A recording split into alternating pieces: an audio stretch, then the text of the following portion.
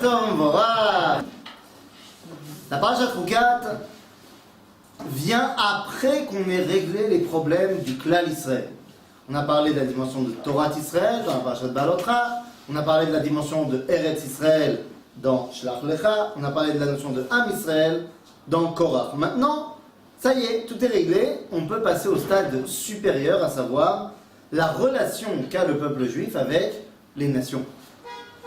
Pour ça, il va nous falloir deux Mishorim, deux parachutes, deux niveaux. Le niveau politique, dans notre paracha de Chukat, et le niveau spirituel, dans la paracha de Balak. Pourquoi je dis que le niveau de Chukat, c'est le niveau politique? Tout simplement parce que c'est la paracha des Milchamot contre les nations. Ok? Ceci étant, cette paracha va non seulement nous montrer quel est le dialogue, le langage qu'on doit avoir face aux nations, mais il va également nous montrer là où s'arrête Moshe Rabbeinu. Là, on va voir de quoi il s'agit. Et pour commencer, je voudrais prendre un cobaye. Qui veut jouer le cobaye? Eh bien, pour être capable de lire à haute voix le premier mot de la source numéro 1. Ah, c'est pas facile, hein? D'accord. Ah, l'eau pachout. Quetzal Coatel. Qui c'est celui-là? Hein, qu'est-ce qu'il veut celui-là? Alors voilà, je vous explique que Quetzalcoatl était le souverain de Tula, la capitale des Toltecs, bien évidemment. Il fut séduit par Tezcatlipoca, qui, jaloux de son rival, l'enivra et l'amena à rompre son vœu de chasteté. Chassé de Tula, Quetzalcoatl parvint au bord de la mer, où il s'immola par remords. Son cœur, qui s'était échappé des cendres, devint alors l'étoile du matin, sous le nom de Tlahuizcal Panteculti. Voilà. Bon. Même pas une BD. Ce sont les annales de Cahuitila, le monde des Aztèques, édition 2008. Nous sommes en plein dans la mythologie aztèque. Et là-bas, eh bien, il y a le Mashiach, version aztèque, s'appelle Quetzalcoatl. C'est le grand serpent à plumes. Quel rapport avec la soupe? Soit j'avais trouvé ça et je me suis dit tiens, je vais le mettre ce soir, soit il y a un rapport avec notre paracha, on va voir. Mais on met quoi de Quetzalcoatl de l'autre côté, on le met de côté comme ça, on le garde, on verra si on arrive à y revenir à la fin. Notre paracha, évidemment, commence par quelque chose qui a priori n'a rien à voir. Qui a priori n'a rien à voir parce que les Kulei Alma, Kulam Maskimim, tu vois, j'ai traduit. Intuitivement, j'ai traduit. J'ai dit le premier truc, je l'ai dit en araméen. Et intuitivement, je l'ai traduit en hébreu. Donc tu peux pas dire que je ne traduis pas ce que je dis. Mais je vais traduire aussi de l'hébreu en français. Tout le monde est d'accord de dire que la paracha de Para Adouma, l'histoire de la vache rousse qu'on va développer dans 2 secondes, elle n'a pas été historiquement donnée à ce moment-là, mais bien avant. Et c'est ce que je vous amène ici dans la source numéro 2, dans le traité de Sanhedrin, du Talmud. On dit d'Amar Rabbi Levi, Shmona parashiot neemru beyom sheukam bo et hamishkan. Eluhen, parashat Kohanim, parashat Levim, parashat Temeim, parashat Shiluach Temeim, parashat Acharemot, parashat Shtui Yain, parashat Nerot, ou parashat Para Adouma.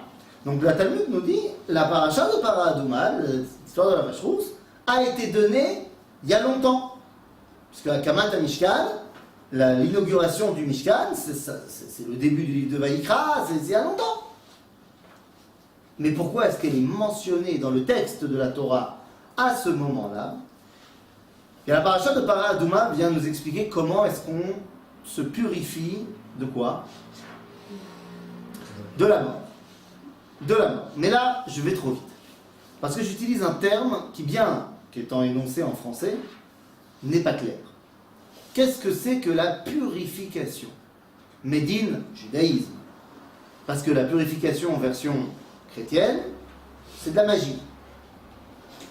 Oui, c'est de la magie. C'est-à-dire que tu vas te tremper, tu vas à la piscine, et une fois que tu sors de la piscine, à Koltov. Tout va bien, tu es pur et pardonné et absous de tous tes péchés. C'est absolument pas le cas du judaïsme. Le mikvé n'a absolument rien à voir avec le baptême chrétien. Rien à voir. Quand tu vas au mikvé, tu n'es absolument pas pardonné de tes péchés. Pour être pardonné de ses péchés, il faut faire tchouva. C'est pas de la magie, je me suis mis dans l'eau, alors ça y est, tout va bien.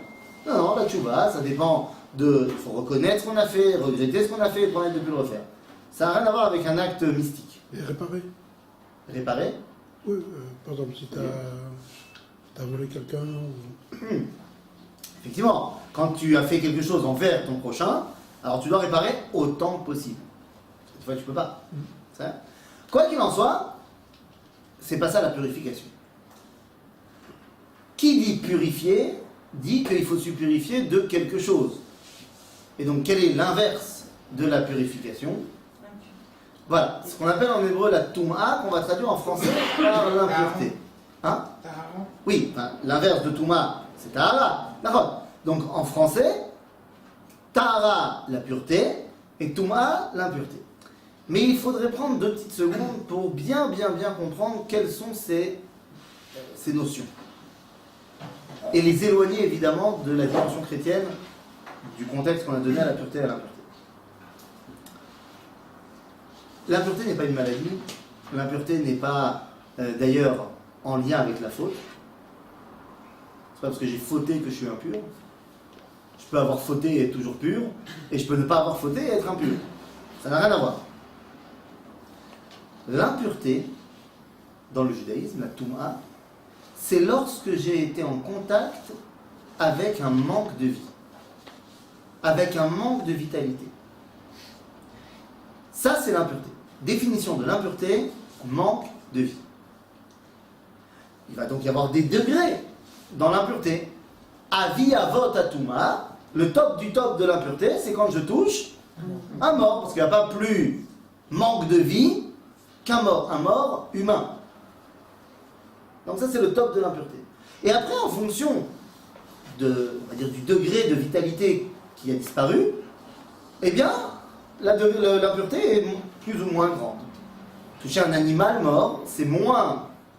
Un animal est moins vivant qu'un homme. Je ne parle pas au niveau biologique. Je parle au niveau de son influence dans le monde et de la morale. De la même façon, une femme qui aurait son petit cadeau mensuel, eh bien, elle n'a rien fait de mal et elle n'est pas du tout en rien responsable de quoi que ce soit.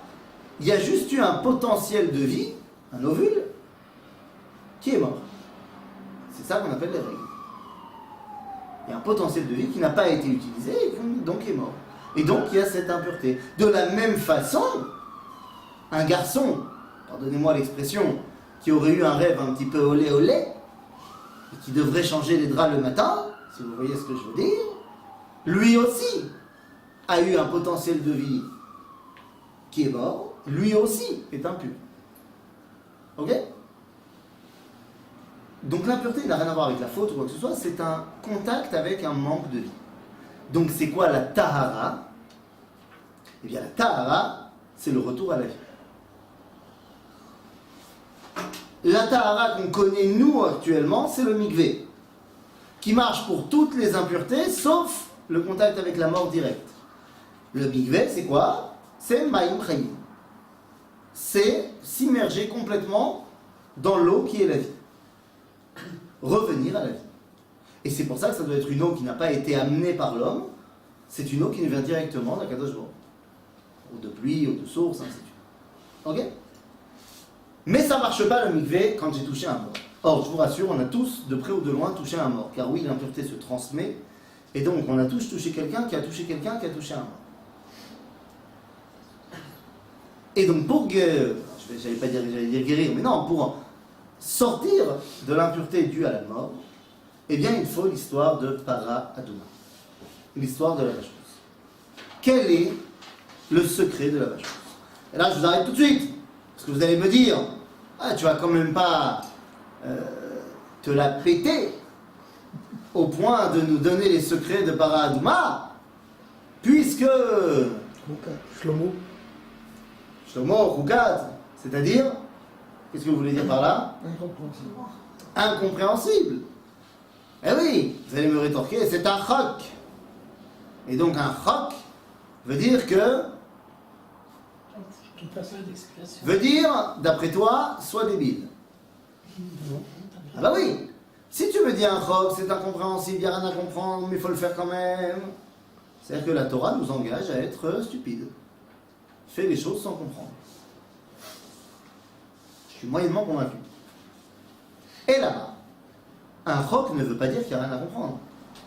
Un chok veut dire que tu vas comprendre des choses, mais qu'il y a une dimension qui t'échappe. Par l'inverse, les mishpatim, tu peux faire le tour. Le chukim, ça veut dire que tu peux pas faire le tour. Ça veut pas dire que tu peux pas comprendre des choses. C'est juste que tu fais pas tout le tour. C'est très différent. Prenons un exemple tout simple, que j'ai déjà évoqué souvent. J'affectionne tout particulièrement ce chok-là. Shatnez. Il y a un chok de la Torah qu'on a pas le droit de mélanger le lin et la laine. Alors évidemment, pour nous qui nous habillons en coton, en acrylique et autres soie, c'est compliqué parce qu'on ne sait pas ce que c'est que le lin, on ne sait pas ce que c'est que la laine. Je veux dire, ça ne nous parle pas. C'est une matière, des fois c'est la mode de mettre du lin, mais ça ne veut rien dire pour nous. Mais là encore, il faut se rappeler que la Torah a été donnée à un peuple juif il y a 3500 ans qui sortait d'Égypte. Or, pour eux, lorsqu'on leur dit ne pas mélanger le lin à la laine, c'est clair. C'est un chok tellement évident. Allez, pour mettre du lin, il faut du lin. Oui, j'enfonce une porte ouverte. Pour avoir du lin, il faut des roseaux. Le lin est produit à partir de roseaux. Le plus grand producteur de lin de l'époque, c'est qui? L'Égypte. On s'habille en lin en Égypte, c'est ce qu'on a. Pour s'habiller en laine, il faut de la laine. Pour avoir de la laine, il faut des troupeaux. Or, je vous rappelle que le livre de Bereshit nous dit que c'est To'avat Mitzrayim d'avoir des troupeaux. Les Égyptiens n'ont pas de troupeaux, puisque leur divinité principale, c'est le bélier. Mais les Hébreux, qui eux sont en Égypte, eux sont des bergers. Donc ils ont de la laine. Je vous rappelle qu'à l'époque, tu vas pas chez Castro, tu vas pas chez Fox, tu t'habilles avec ce que tu as. Donc ceux qui ont des roseaux, eh ben, ils font des habits en lin, et ceux qui ont de la laine, ils font des habits en laine. Donc, c'était clair pour tout le monde. Les Égyptiens s'habillent en lin, alors que les Hébreux s'habillent en laine. Lorsque un Juif qui vit dans cette ambiance-là, on lui dit en sortant d'Égypte, tu mélanges pas le lin et la laine, qu'est-ce que ça veut dire? Pas d'assimilation. Et c'est clair pour tout le monde. Mais pour nous, c'est compliqué. Maintenant, est-ce que ça ne veut pas dire qu'il n'y a pas d'autres dimensions à Shatnez? Il y en a. Et c'est là la dimension du chok. Ça ne veut pas dire qu'il n'y a rien à comprendre. C'est-à-dire qu'il y a des choses qui nous échappent. Pour revenir à notre chok qui nous intéresse, eh bien, prenez 2 secondes le verset de Kohelet. Dans la source numéro 5. Je reviendrai à 3 et 4 après. Dans la source numéro 5, Shlomo Amelech, tu me disais Shlomo.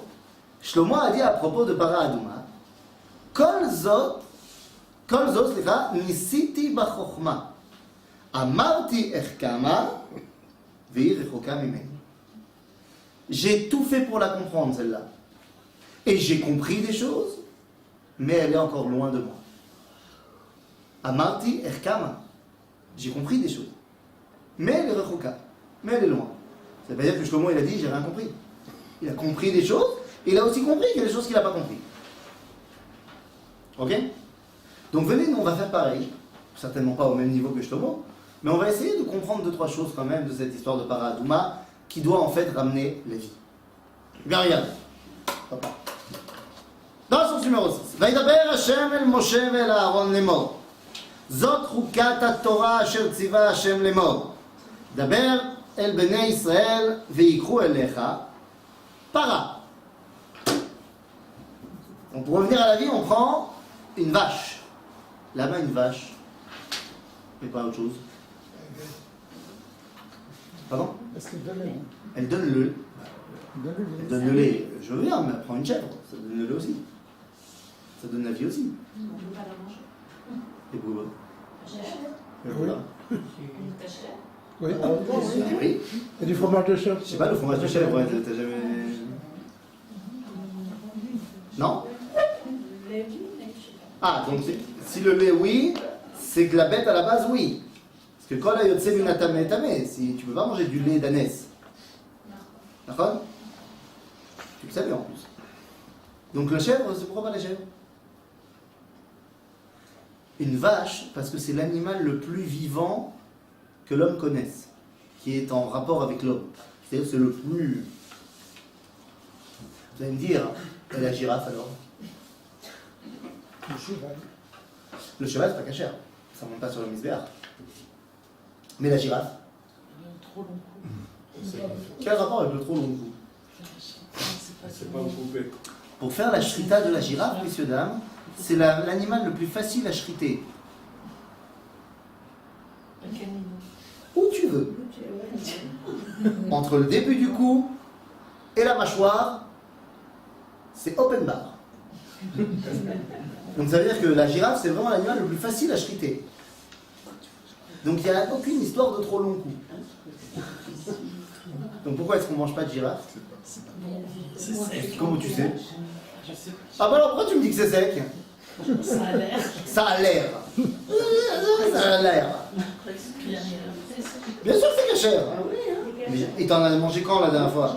Il y avait, donc je pose la question, c'est cachère, pourquoi t'en manges pas? Parce qu'on n'en trouve pas tous les mois non plus, girafes. Excuse-moi, je te rappelle que tu peux des fois avoir dans certains restaurants, tu peux commander du fromage de buffle. On n'a pas vraiment à proximité, des buffles qui vont dans les prairies aux États-Unis. Il y a un truc qui s'appelle l'import. C'est-à-dire, on est quand même dans un monde où on a poussé à l'extrême l'importation des denrées. Donc le fait qu'il n'y ait pas de girafe ici ne veut pas dire qu'on ne peut pas manger des girafes. Il y a des endroits où il y a des girafes, que je sache. C'est pas, non, c'est pas une question de coût, c'est pas la peine de me refaire le coup de l'angine. C'est pas le coût, il n'y a pas de problème de coût. Alors, Ah, c'est pas shoot, ça n'a rien à voir avec la cache-route. Faut la capturer. C'est une espèce protégée. Et par la loi internationale, c'est interdit de tuer des girafes. Donc on ne mange pas de girafes parce que c'est une espèce protégée dans le monde. ouais, mais depuis quelle année c'est protégé? Ah, tu as raison, les Thémanim, ils ont une massorette où manger des girafes. Pas de problème.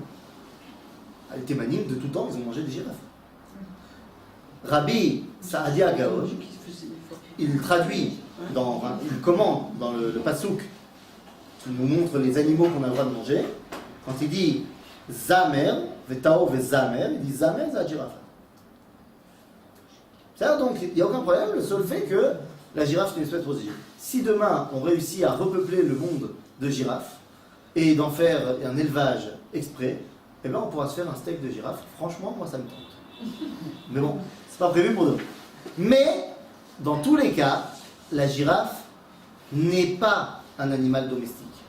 Elle n'est pas Bekirvat Adam, elle n'est pas à la proximité de l'homme. Donc l'animal le plus vivant, le plus gros, le plus fort, à proximité de l'homme, c'est la vache.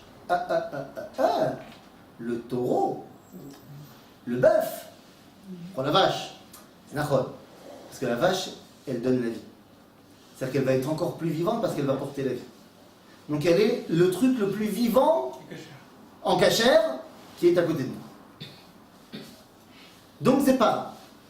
Cette para, il faut qu'elle soit adouma. Est-ce que le Oui. coq, c'est proche là? Le quoi? Le coq. Le coq. Et donc tu veux comparer la taille du coq avec la taille de la vache. Qu'est-ce qui est plus gros? Il y a moins à manger. Hein? Qu'est-ce qui est plus gros? La vache. Il y a fait, non, c'est plus vivant. Voilà, saute.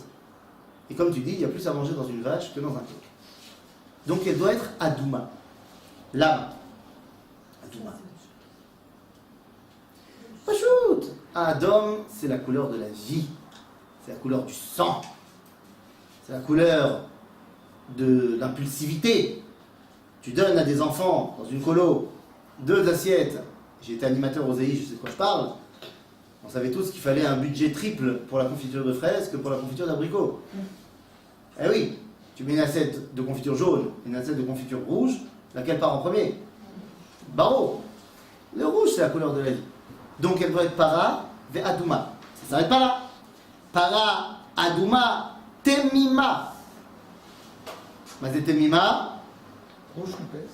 Date. c'est-à-dire sans aucun poil blanc. C'est-à-dire qu'il n'y a rien qui doit montrer un bug dans la vitalité. Asheren Bamoum, il ne doit y avoir aucun problème interne. Non, Viviane? Hein? J'ai mal traduit quelque chose. Asheren Bamoum, elle n'a pas de défaut interne. C'est-à-dire qu'il n'y a pas d'amoindrissement intérieur dans sa vie.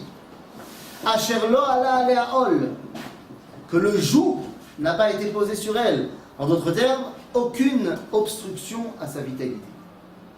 En d'autres termes, quand on te parle de para adouma, on te dit c'est la vie par excellence. Et on veut que tu reviennes à la vie. Et donc on va prendre la chose la plus vivante qui existe. Et qu'est-ce qu'on va lui faire? On va la brûler. On va la brûler.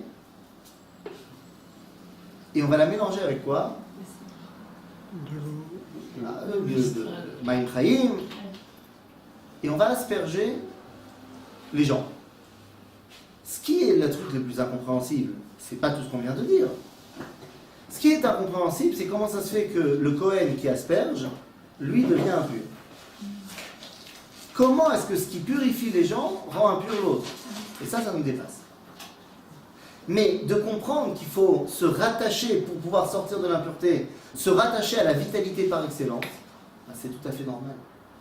La seule chose qui nous reste à comprendre, c'est pourquoi est-ce que la paracha, enfin la Torah l'a mise ici, si elle a été donnée bien avant. Eh bien parce que, est-ce que c'est normal de mourir? Ouais. C'est le cycle de la vie, comme a dit Mufasa à Simba.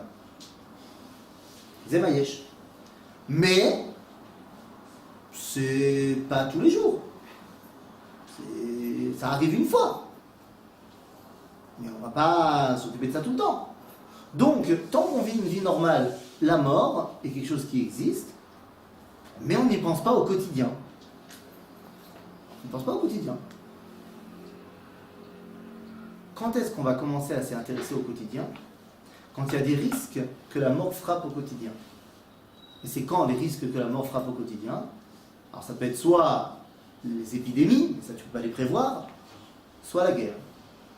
Comme on va ouvrir la paracha des guerres, et bien dans les guerres, il y a des morts. Donc, il fallait maintenant montrer qu'il y a un tikkun à la mort. Dafka dans la paracha qui va ouvrir les guerres d'Israël. Ok? Je te vois Moi, c'est un peu bizarre quand même. Vous dites la paradouma, c'est la vie par excellence. Oui. Et on la tue. Ah mais évidemment. Mais encore une fois, le but du jeu c'est de revenir à la vie. Donc, on la tue, on la tue. Comme c'est pas dans la rue. Il y a un endroit très particulier où on fait ça. Et le but du jeu, de récupérer les cendres de cette vache rousse, c'est-à-dire de réélever et de le mélanger à l'eau de vie, c'est-à-dire qu'on a pris la vitalité par excellence, on lui a fait passer le même processus que toi quand tu as touché un mort, on l'a fait arriver dans ce manque de vie total, on l'a mélangé à l'eau qui est la vie, et avec ça on l'a réaspergé sur tout le monde. Mais c'est quoi l'eau de vie dans ce cas-là?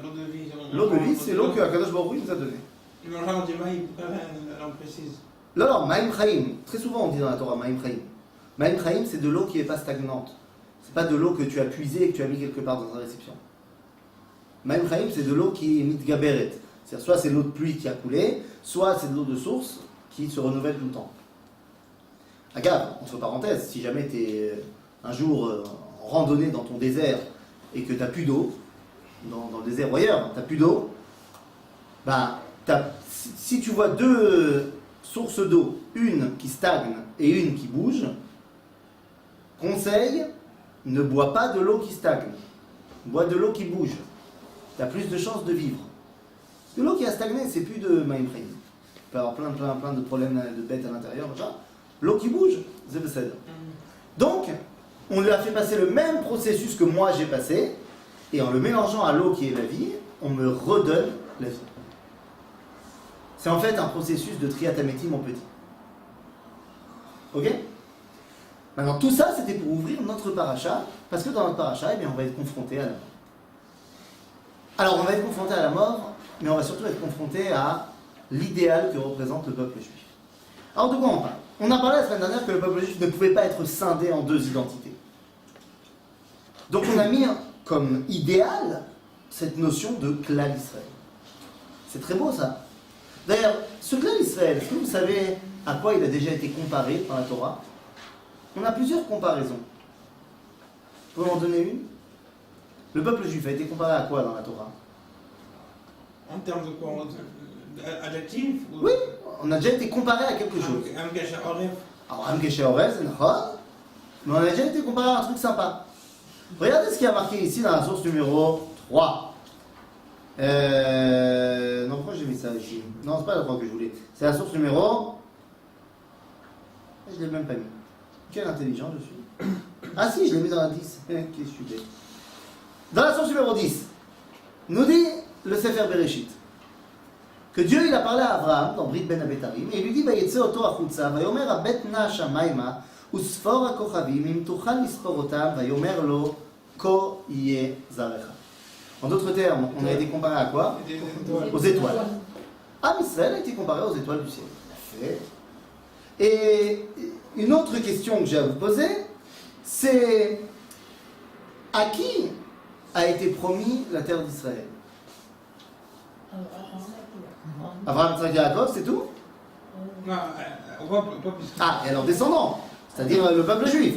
Et c'est là que la source numéro 4 intervient. Vayomer Hashem el Abraham lech lecha me'artzecha me'moladecha me'beit avicha לארץ אשר אראך ויצחק וגידו ויברכך ויקדש שמך ויהי ברכה ויברך Hashem ויברכך מקנאך ונברכו בך כל משפחות האדמה. À qui il fait cette promesse? À Abraham, seulement dans la suite de la paracha, eh bien il va dire à Abraham, c'est pas seulement à lui qui fait cette promesse, mais également à ses descendants. Rebelote avec Yitzhak et rebelote avec Yaakov. Top, Akol Tov Veyafé. Dieu a promis au peuple juif la terre d'Israël. Pourquoi est-ce qu'on va devoir faire la guerre dans la paracha Troukat pour commencer à conquérir la terre d'Israël? Pourquoi est-ce que le peuple juif va devoir faire la guerre dans tout le Tanakh pour la possession de la terre d'Israël? Et cette promesse a été faite au peuple juif qui lui-même a été comparé aux étoiles du ciel. Bentaïm, Yafé, Meot. Seulement dans notre paracha, on apprend que Moshe ne rentre pas en Israël. Moshe Rabbeinu ne rentre pas en Israël. Là. Parce qu'on nous a appris depuis très longtemps, c'est qu'il y avait une histoire de rocher dans l'histoire, et une histoire de bâton, et il ne fallait pas taper, et il a tapé. On connaît toute cette histoire. Seulement, si je vous disais désert, Bnei Israël soif, pas d'eau, rocher, bâton, taper, à boire. Est-ce que ça vous met en rapport d'une histoire à connotation positive ou négative? Positive? Moshe qui rentre en Israël, c'est positif. Donc. Ah non, le fait qu'il tape le rocher. Donc c'est positif ou négatif? Non, le fait qu'il tape le rocher, oui, c'est... C'est positif? C'est négatif. Et c'est pour ça qu'il va se faire punir. C'est négatif. Les autres ont fait boire. Il l'a déjà dit. Ah! En fait, il y a deux histoires. Il y a deux histoires qui sont exactement la même. Et je vous les ai amenées dans la source numéro 7 et 8. Dans la source numéro 7, on est dans le livre de Shemot. Et dans le livre de Shemot, on vient de sortir d'Égypte. Voilà, les provisions qu'on a pris de l'Égypte sont terminées. Il n'y a plus d'eau. Et là, ויסעו כל הדת בני ישראל ממדבר צין, למעשיהם על פי השם, ויחנו ברפידים, ואין מים לשתות העם. Il n'y a plus à boire. וירא העם עם משה, ויאמרו תנו לנו מים ונשתה. Elle a fait quelque chose, c'est toi le patron. ויאמר להם משה, מה אתם רבונים עדי? מה תנסו את השם? pourquoi vous m'embêtez? וימצא שם העם למים, ויצמא שם העם למים. Ils ont soif. וילן העם על משה, ויאמר למה זה ניתנו ממצרים להמית אותי ואת בניי ואת מקנאי בצמא? Toi tu nous as fait sortir d'Égypte pour qu'on meure de soif? ויצעק משה אל השם לאמור, מה אעשה לעם הזה עוד מעט תוסכלוני? Qu'est-ce que je vais faire? Ils vont me tuer, ils vont me lapider. Est-ce que la demande de Bnei Israël est légitime? Oui. Bah, évidemment. Donc qu'est-ce qu'il fait Moshe? Il parle à Dieu, il dit qu'est-ce que je fais? ויאמר השם אל משה, עבור לפני העם, וקח איתך מזקני ישראל, ומטך אשר הכית בו את היאור, קח בידיך, והלכת. Rassemble tout le monde, prends ton bâton avec lequel tu as fait les miracles. Donc, c'est le bâton des miracles. Ok. ויח את הנני עומד לפניך שם על הצור בחורב והכית בצור והכית בצור ויצאו מים ממנו מים. Tu te mettras devant Moshe, tu vas taper et l'eau va sortir. ושתה העם ויעש כן משה לעיני זקני ישראל. Et donc Moshe a pris le bâton, il a tapé, l'eau est sortie, tout le monde était content. Béhémet, tout s'est bien passé. 40 ans plus tard, dans notre paracha, se passe le même événement. Il faut dire aussi que c'est Dieu qui dit à Moshe de ta... Oui, bien sûr, Dieu a dit. C'est pas ce que tu as dit tu l'as pas mentionné. Ah, dans le schéma, j'ai pas mentionné. Quoi? Non, oui. Tu n'as pas mentionné quand tu as expliqué. Ah, là, quand j'ai traduit. Oui. Ah, j'ai omis de dire. Autant pour moi. Dieu a dit à Moshe, prends le bâton avec lequel tu fais les miracles, et tape le rocher, il va sortir de l'eau. Et voilà. Ok? Et c'est ce qui s'est passé, tout le monde est content. 40 ans plus tard, le même phénomène se présente. Les Bnei Israël n'ont plus d'eau. Lama, ils n'ont plus d'eau. C'est Myriam. Myriam n'est plus. Donc il n'y a plus d'eau. Une histoire de puits magique là-bas. Il n'y a plus d'eau. Légitime de demander de l'eau? Oui. Eh bien, il est.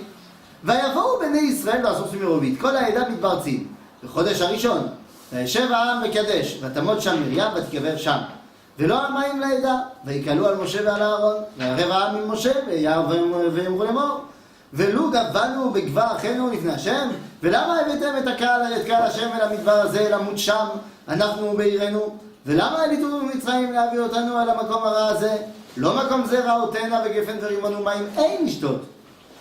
Donc voilà, on a soif, on n'a rien à boire, on va tous mourir, pourquoi t'as fait ça? ויבוא משה ואהרון מפני הקהל אל פתח אוהל מועד ויפלו על פניהם וירא כבוד השם עליהם וידבר השם למשה לאמור. Rebelote, on va demander à Dieu que faire. Et là Dieu dit à Moshe quoi faire. Et avant de lire ce qui est marqué ici, je voudrais vous poser une petite question. D'après ce que vous savez de Moshe Rabbeinu, est-ce que Moshe Rabbeinu, c'est quelqu'un, quand Dieu lui dit de faire A, il fait B? Non. Oui, cite-moi un. J'ai vu, il y a des cas où oui. Pas très argumenté tout ça. Non, mais c'est Moshe, quand Dieu lui dit de faire quelque chose, il fait. C'est Moshe. Bah. Moshe, Stam Avarian. Moshe, c'est Stam, un mec qui fait des avérantes? Non. Sachant cela, venez, on regarde ce qu'il y a marqué. Dieu dit à Moshe, Vayomer, Vayomer Hashem et Moshe les morts. Car est amaté. Prends ton bâton. Comprenez bien, ce bâton, Moshe il le traîne depuis combien de temps? Plus. Ouais, plus. Déjà chez Yitro. 42. Plus. Depuis chez Yitro. Maintenant, attendez. À chaque fois qu'on nous parle du bâton de Moshe, c'est pour en faire quoi? C'est pour faire un miracle avec. Depuis longtemps. Au moins 40 ans. Donc quand Dieu il dit à Moshe, Kach et Tamaté. Dans l'histoire précédente, il lui a dit Kach et Tamaté pour taper le rocher. C'est la même histoire. Donc s'il lui dit Kach et Tamaté, c'est pour quoi faire avec? Théorie pour s'en servir. Kach et Tamaté. והקל את העדה, אתה ואהרון אחיך, rassemble tout le monde, ודיברתם אל הסלע לעיניהם. Et vous parlerez au rocher devant eux, ונטל מימיו, et il donnera ses eaux. Donc qui doit donner de l'eau? Le rocher. Il y a marqué juste après, והוצאת להם מים. Et tu leur feras sortir de l'eau. Donc oui, c'est le rocher qui donne ou c'est Moshe? C'est pas clair. Veishkita et Aeda ve'et Beiram, et donc tu feras boire le peuple et ses troupeaux. Vaikach Moshe et Amate ולפני השם, כאשר ציווהו. ויקהלו משה ואהרון את הקהל הזה על פני הסלע, ואומר להם, שימו נא המורים, המן הסלע על זה נוציא לכם מים. והרם משה את ידו, ויח את הסלע במטהו פעמיים, ויצאו מים רבים, ותשת העדה ובעירה. Il a tapé 2 fois, l'eau est sortie et tout le monde a bu. D'après vous, Moshe transgresse l'ordre de Dieu. Seulement, si c'était pas ça l'ordre de Dieu, alors pourquoi ça a marché? Ça a marché. Parce qu'il y avait le peuple. Et alors, Il faut soumettre le peuple. pas de problème. Il peut taper et ça marche pas, et Dieu il dit, fallait parler. Parle et ça marche pas. Ça prend pas très longtemps. Et la façon de communiquer avec le rocher, c'est en le tapant. Donc ça marche. Donc il n'a pas. Donc c'est bien ce qu'il a fait alors. Oui. Donc il n'y a aucun problème. Akadosh Baruch Hu va donner à Moshe 2 options. Il donne à Moshe un choix. Maintenant tu vas avoir 2 façons d'agir possibles. Tu choisis. Soit tu prends le bâton et donc tu fais sortir de l'eau en tapant. Soit tu parles au rocher et le rocher fait sortir de l'eau. Tu choisis. Mais en fonction de ton choix, il y aura des conséquences. Moi, j'ai choisi. Il tape. Conséquence, Dieu lui dit, ah, ok, בסדר, הנה. ויאמר השם אל משה ואל אהרון, יען לא האמנתם בי להקדישני לעיני בני ישראל, לכן לא תביאו את הקהל הזה אל הארץ אשר נתתי להם.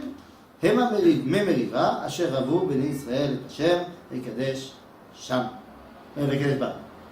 Donc Dieu dit, ah bon ok, bah alors très bien. Donc vous ne conduirez pas ce peuple-là en Israël. Pourquoi 40 ans avant, il n'y a pas eu ça? Pourquoi 40 ans avant il n'y a pas eu ça? Qu'est-ce qu'il a fait de grave? Mais il y a une différence là. Il y a 40 ans, il n'y a pas eu l'option de. D'accord, il y a 40 ans, il n'y a pas eu la deuxième option par le rocher. C'est d'accord. Donc c'est ça. Donc qu'est-ce qui se passe? Eh bien les amis, tout est là. Il y a 40 ans, il n'y a pas eu l'autre option parce qu'il y a 40 ans, on vient de sortir d'Égypte. Le peuple juif sont des bébés dans leur prise de conscience nationale. Nous venons de sortir de 210 ans d'esclavage. On est incapable de s'autogérer. À ce moment-là, Moshe doit tout faire. Pourquoi Moshe? Parce que c'est le seul qui n'a pas vécu l'esclavage. C'est le seul qui a fait Sciences Po, c'est le seul qui sait ce que c'est être un leader. Je vous rappelle que 40 ans, il a grandi comme prince d'Égypte. Donc, il y en a un seul qui peut bosser, c'est Moshe. C'est la génération qui est sortie d'Égypte. Et cette génération qui est sortie d'Égypte, elle n'est plus là dans la parashat Roukat. On est passé après parashat Shlach. Elle est morte dans le désert. Nous sommes devant une nouvelle génération. La nouvelle génération est la génération qui va devoir rentrer en Israël. Dieu maintenant va faire un mifran à Moshe. Est-ce que tu comprends devant quelle génération tu te trouves? Si tu penses qu'ils sont encore au niveau de leurs aînés, tu taperas sur le rocher, comme tu l'as fait il y a 40 ans. Si tu comprends que maintenant c'est à quelqu'un d'autre d'agir, tu leur montreras que c'est à quelqu'un d'autre d'agir. Tu parleras au rocher et c'est lui qui agira. Pour leur montrer qu'il y a quelqu'un qui donne des directives, mais c'est plus forcément lui qui fait tout. Est-ce que tu comprends que le peuple a mûri? C'est pas le même peuple, c'est lequel? Est-ce que tu comprends de quel peuple il s'agit? C'est lequel? Mais là maintenant, c'est le nouveau peuple, celui qui est jeune, celui qui va rentrer en Israël. D'où il vient en fait? Non, c'était tous des enfants. Soit c'était des enfants quand ils sont sortis d'Égypte, soit ils sont nés dans le désert. C'est pas la même génération. Donc c'est une génération qui a non seulement connu, mais qui a grandi sous la liberté. Moshe, tu comprends, cette génération-là, c'est à elle de bosser. Les autres, ils ne pouvaient pas, parce qu'ils étaient tellement esclaves dans leur tête qu'ils ne pouvaient pas, mais eux, ils peuvent. Si tu les considères comme toujours des gens qui n'arriveront à rien, qu'il n'y a que toi qui peux faire, c'est la génération du désert, celle-là. Et cette génération-là, elle ne peut pas rentrer en Israël. Si tu te vois comme étant le chef de cette génération-là, toi non plus, tu ne peux pas rentrer. Si tu comprends que c'est une nouvelle génération, alors, est-ce que Moshe, il a compris ça comme ce que je viens de vous expliquer? Oui. Il le dit. Pourquoi il a frappé? Ah, non! Il a frappé parce que il pensait que je devais comme faire. Non, t'as raison, c'est moi qui n'ai pas compris. T'as raison. Quand il a frappé, il pensait que c'était à lui d'agir. Mais quand Dieu lui dit, bon ok, alors tu ne rentreras pas, est-ce qu'il comprend ce que je viens d'expliquer? Tout à fait, il le dit. Il le dit dans le livre de Devarim. Dans le livre de Devarim, parce que nous, on nous a vendu depuis le GAN que c'est à cause du bâton, du rocher qu'il n'est pas rentré en Israël. C'est pas pour ça. Dans Devarim, il dit que c'est à cause de la faute des explorateurs et c'est à cause du fait que lui, il ne rentre pas Biglal Chem. C'est Biglal Chem. À cause de vous. Vous avez quoi à cause de vous? Bien, comprenons bien. On a dit que la terre d'Israël a été promise à qui? Abraham et surtout à ses descendants, à Israël. Et on a dit qu'Am Israël était comparé à qui? Aux étoiles. Je ne sais pas si vous êtes baladé cet après-midi dans la rue, ou ce matin. Est-ce que vous avez vu les étoiles? Non. Là-bas. Elles n'étaient pas là? Elles étaient là. Mais pourquoi tu ne les vois pas? Parce qu'il y a le soleil. Là maintenant, on peut les voir? Ouais. Il y a la lune. La lune, elle est le chef. On voit bien qu'elle est plus grande que les autres. Mais elle laisse la place à tous les autres. Le soleil, c'est pas de sa faute. Il est tellement soleil, il laisse pas la place aux autres. Même s'il veut. Dans Parashat Vaïtranan, Moshe il demandera à Dieu, bon s'il te plaît, terre, c'est pas moi qui le gère, c'est Yoshua qui gère, mais juste laisse-moi rentrer en Israël. Et Dieu lui dit non. Tu peux pas laisser les autres gérer si tu es là. Tu peux pas. Tu crois quoi, Bémet? Tu crois que si toi tu rentres en Israël avec eux, quand les gens ils auront un problème, ils iront voir Yoshua? Bémet? Les Havdil. Quel les Havdil? Quand Ben Gurion s'est retiré de la politique, la première fois, et qu'il est parti à se déboquer. Ouais, toutes les questions de la politique et toutes les questions de l'État arrivaient à se déboquer comme de par hasard. Bravo! Tu as été Ben Gurion pendant tellement longtemps, tu te retires pas de la politique. Les gens vont venir te voir quand il arrive. Donc, Alpi Elef, million, Moshe. Dit la Gemara, lorsqu'il y a la passation de pouvoir entre Moshe et Yoshua, la Torah nous dit Venatata me'odecha alav. La Gemara dit Venatata me'odecha aval lo kol odcha. En français, le texte de la Torah nous dit tu donneras de ta grandeur à Yoshua. Et le Talmud de répondre oui, de ta grandeur, mais pas toute ta grandeur. Virgule, et le Talmud continue en disant tout le monde le disait. Moshe est semblable au soleil et Yoshua est semblable à la lune. Elle reçoit toute sa lumière du soleil. Moshe, c'est le soleil. Quand il est là, il ne laisse pas de place au Korvé Hashamayim. Yoshua, c'est la lune, c'est le chef, mais il laisse la place à tout le monde. Oui? J'arrive pas à comprendre le lien entre l'histoire du rocher. D'abord, il tape, mais la parole, sinon il parle, mais la parole c'est aussi action. Et le commentaire que vous en avez fait. Alors, je vous explique. Le fait de parler et de laisser le rocher agir. Quand je dis que mon fils, t'es prêt à faire quelque chose, ça ne veut pas dire que je ne vais pas te donner des indications. Je suis quand même plus grand que toi et je sais mieux que toi certaines choses. Mais je pense que tu es maintenant apte à faire, toi, la douche, tout seul. Mais le rocher, c'est pas le peuple. Génial. Mon fils, quand il est petit, je lui fais la douche. Pourquoi je lui fais la douche? Parce qu'il ne sait pas faire sa douche tout seul, donc c'est moi qui lui fais la douche. Si je lui donne à lui de faire la douche, il y aura minimum une inondation dans la maison. Parce qu'à 3 ans, je ne sais pas s'il arrive déjà tout de suite à gérer, machin. Mais quand mon fils il a 8 ans, est-ce que c'est moi qui lui fais la douche? Non. À 8 ans, normalement, il gère tout seul. Je lui dis, il va faire la douche, il va faire la douche. Je suis encore obligé à 8 ans de lui dire, va faire ta douche. Parce qu'il ne comprend pas tout seul qu'à un moment donné, il pue. Quand ça fait 2 semaines et demie qu'il ne s'est pas douché, à un moment donné... Mais à 5 ans, quand je vais commencer à lui dire qu'il peut aller se faire la douche tout seul, il fallait d'abord que je lui dise, voilà, tu mets ce savon-là pour le corps, tu mets ce savon-là pour les cheveux, ensuite tu te rinces bien, et ensuite tu prends bien la serviette, et je te mets ton pyjama ici, et tu mets ton pyjama. Il fallait que je lui donne toutes les instructions. Mais je le laissais faire. Le peuple, c'est pas le rocher. Mais Dieu, il a dit, tu vas faire ça devant le peuple.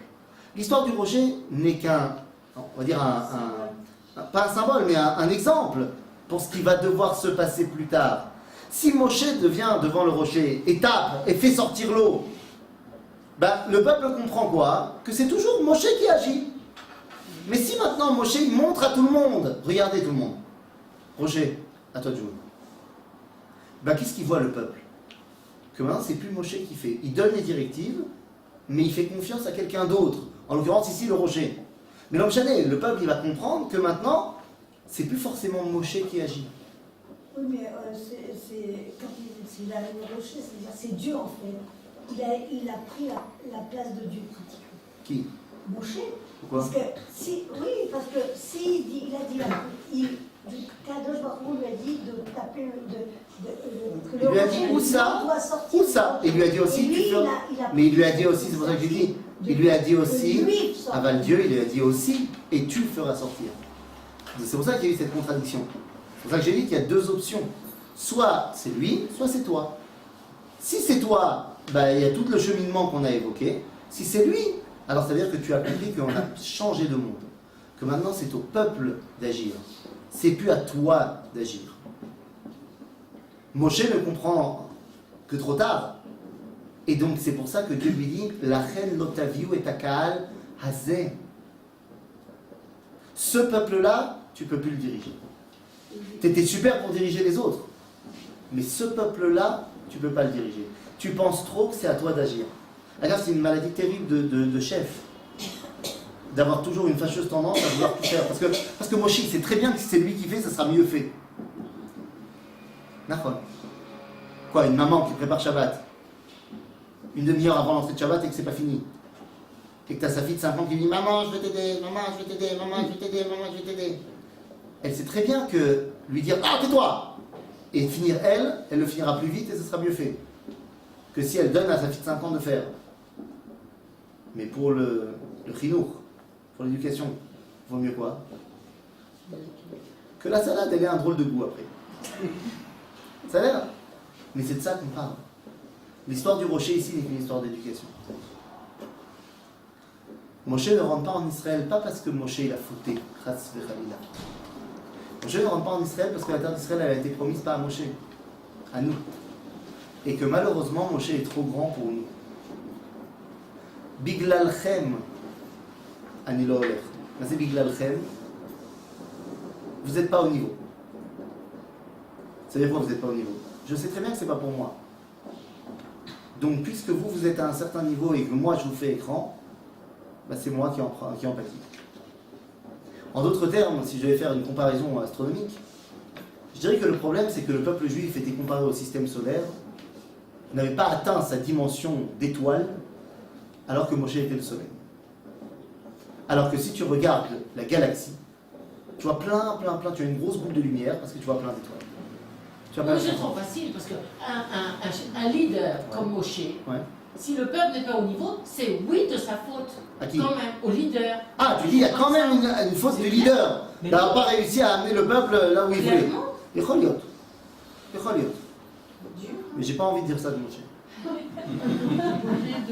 Mais il y a Choliot, d'accord, tu vois.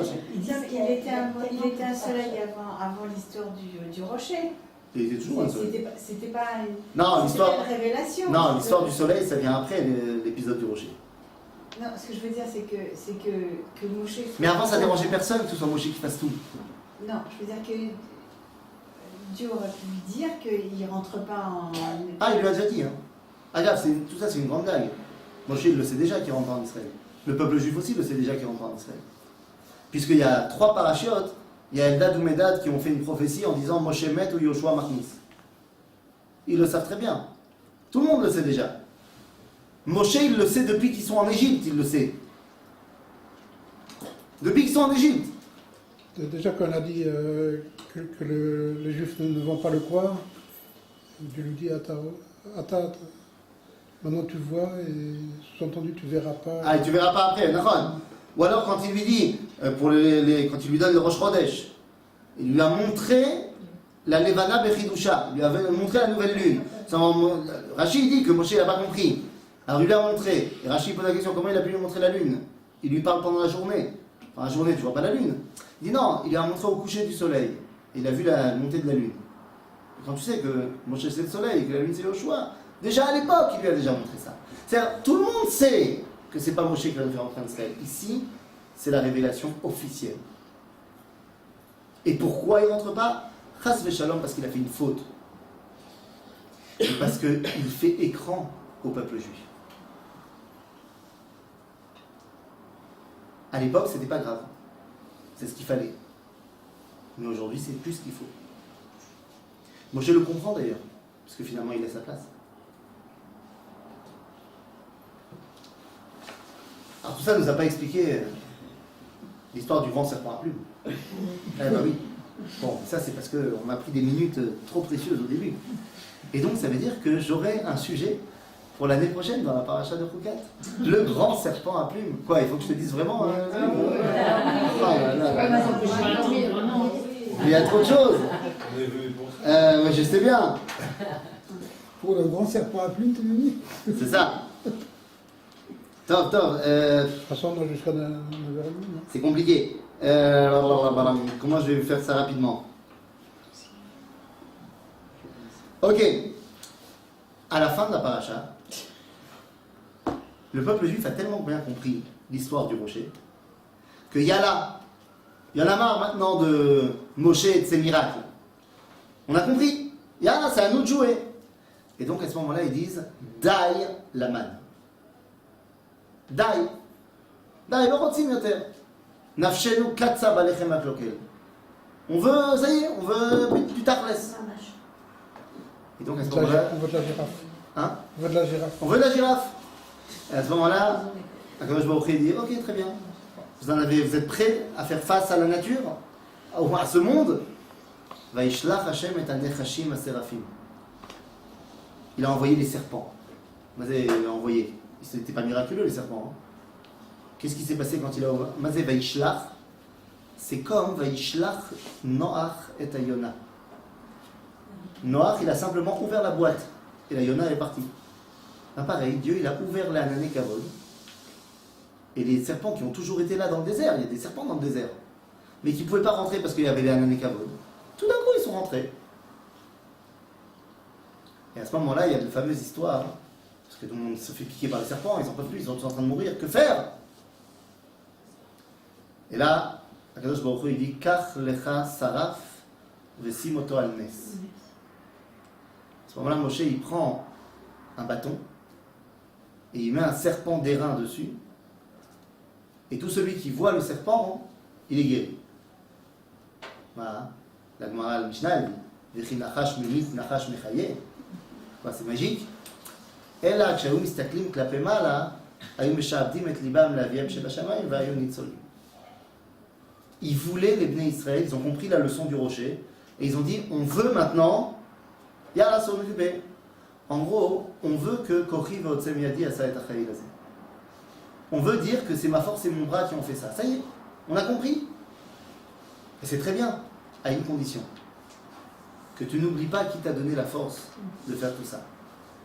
Quand ils ont relevé les yeux vers le ciel et qu'ils voyaient ce serpent, alors ils disaient, ah ouais, j'ai compris d'où ça vient. Regarde, c'est le début de Pasteur. Hein. Dieu, il n'a pas dit à Moshe, fais un serpent. Il a dit, fais un saraf. Moshe, il a compris que pour combattre le mal, il faut utiliser le mal. Pour faire le sérum anti-venin, il faut prendre du venin. C'est ça. Et donc finalement, les gens, ils comprennent que c'est en regardant vers le haut, en se rappelant que c'est Akadosh Baruch Hu qui nous donne la force de gérer ce monde, qu'on peut gérer ce monde. Cette dimension d'être capable de dominer ce monde, parce que Akadosh Baruch Hu, et on le sait que c'est Akadosh Baruch Hu qui nous a donné la force de dominer ce monde, c'est ce qu'on appelle dans le langage ésotérique du judaïsme le Mashiach. Alors c'est quoi l'idéal messianique? C'est d'amener ce monde à un idéal où le dévoilement est total entre le Créateur et sa créature. Ça ne se passe pas dans les mondes métaphysiques, ça se passe ici. Pour ça, il faut être capable de dominer ce monde et de le relier, parce que j'ai ma connaissance du divin, de le relier avec le divin. C'est ça l'idéal messianique. Eh bien, nos amis aztèques, qui n'ont pas reçu la Torah, ont compris que l'idéal messianique, c'était un grand serpent. Bon, à plume, je ne sais pas pourquoi à plume, mais à plume, un grand serpent. Comme les Bnei Israël qui ont compris l'idéal messianique au moment où ils ont vu le grand serpent fait par Moshe. Ce grand serpent fait par Moshe va devenir le symbole de la guérison. Pharmacie. Ça va devenir le symbole Caducé. piqué par Pharmacien. notre ami, comment il s'appelait Excusez-moi. Escula, Asclépios, et va devenir le caducé des médecins et des pharmaciens, enfin de la médecine, quoi, de manière générale, le bâton avec le serpent. Le bâton avec le serpent, c'est Médine, nous. Enfin, Médine Moshe. Et donc, le grand serpent à plumes des Aztèques n'est qu'une version un petit peu différente, mais égale à notre idéal du messianisme qu'on a dévoilé à l'époque de Moshe. Et c'est donc pas pour rien que la guématria du mot Nachash, c'est la guématria du mot Mashiach. Ça,